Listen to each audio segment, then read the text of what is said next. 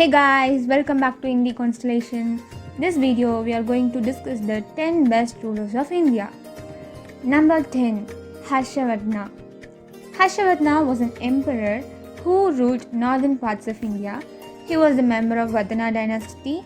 His rule was from 606 Common Era to 647 Common Era. He was the son of Prabhakar Vardhana who defeated the Algongan invaders. Number 9 was occupied by Charan Chola. He was the most celebrated ruler of Chera dynasty in early southern India. His period was from 188 Common Era to 244 Common Era. He successfully intervened in a succession dispute in the Chola country and established his relative on the Chola throne. He built a temple for Kannagi around 2000 years back at Vannathipara. He brought stones from the Himalayas to construct the temple, and it is referred in the text written by Ilango Adigal. He defeated many rulers on the way to Himalayas. Coming to number 8. Purusottam. He was popularly known as Porus. His territory was between the river of Zeelam and Chenab river in Punjab region. Porus fought against Alexander the Great in the Battle of Hydaspes. He defeated in the battle, but only in the second attempt by Alexander.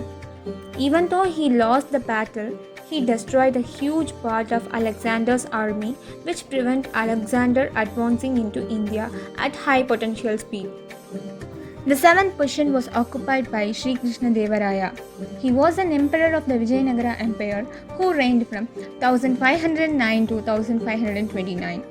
He was the third ruler of the Tuluva dynasty and is considered to be the great ruler. He fought against sultans. The annual affair of the raid and plunder of Vijayanagar towns and villages by the Deccan sultans came to an end during the Raya's rule.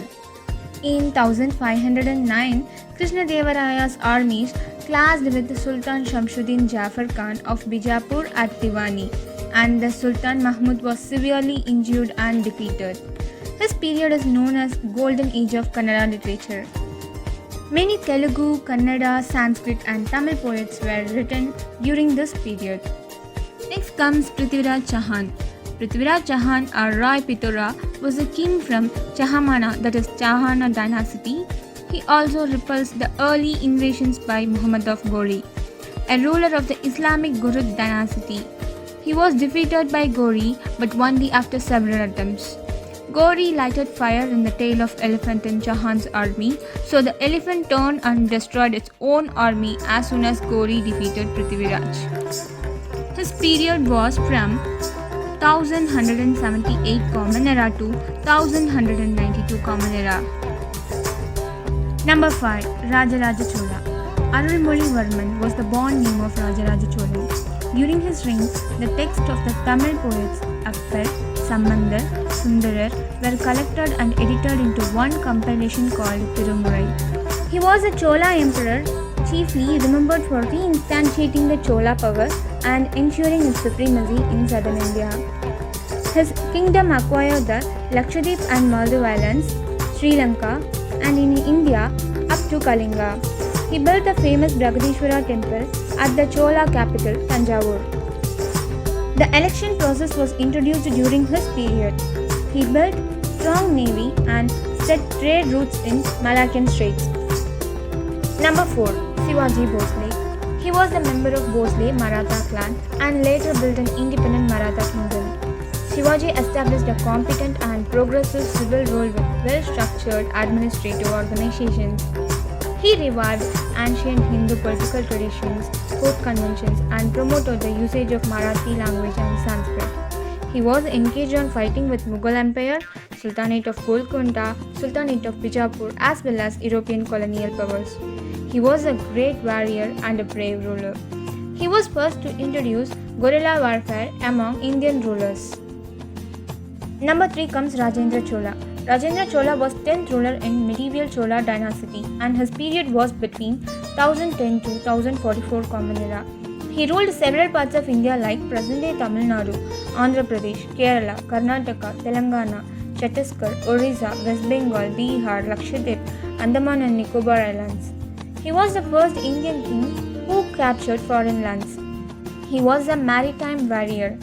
He also captured countries like Bangladesh, Myanmar, Thailand, Cambodia, Vietnam, Malaysia, Singapore, Maldives, and Indonesia, and also Bay of Bengal and selected parts of Indian Ocean in his control. He is referred as Gangaikonda Cholan as he successfully captured bank rivers of Ganga, and he built new capital city for Chola Empire and named as Gangaikonda Cholapuram. Number 2. Chandragupta Maurya. Chandragupta was the founder of Maurya Empire after the fall of Nanda Empire.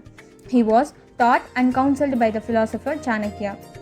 Chandragupta's life accomplishments are described in ancient Greek, Hindu, Buddhist, and Jain texts. He was the one who stopped Greek forces to invade India.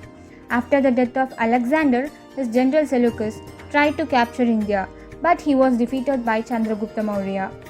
After defeating Seleucus, Maurya Empire starts emerging. By the time his conquests were complete, Chandragupta's empire extended over most of the subcontinent. His empire extended up to present-day Karnataka and Andhra in south and almost all parts in the north. Here comes number 1, Ashoka the Great. Ashoka was the grandson of Chandragupta Maurya. His period was between 268 to 232 BCE. He was born as Hindu and later converted into Buddhism. Considered by many to be one of India's greatest emperor, Ashoka expanded Chandragupta's empire to reign over a realm stretching from present-day Afghanistan in the west to Bangladesh in the east. It covered the entire Indian subcontinent except for parts of present-day Tamil Nadu, southern Karnataka and Kerala. Ashoka waged a destructive war against the state of Kalinga, which he conquered in about 260 BCE. He converted to Buddhism after witnessing the mass deaths of Kalinga War.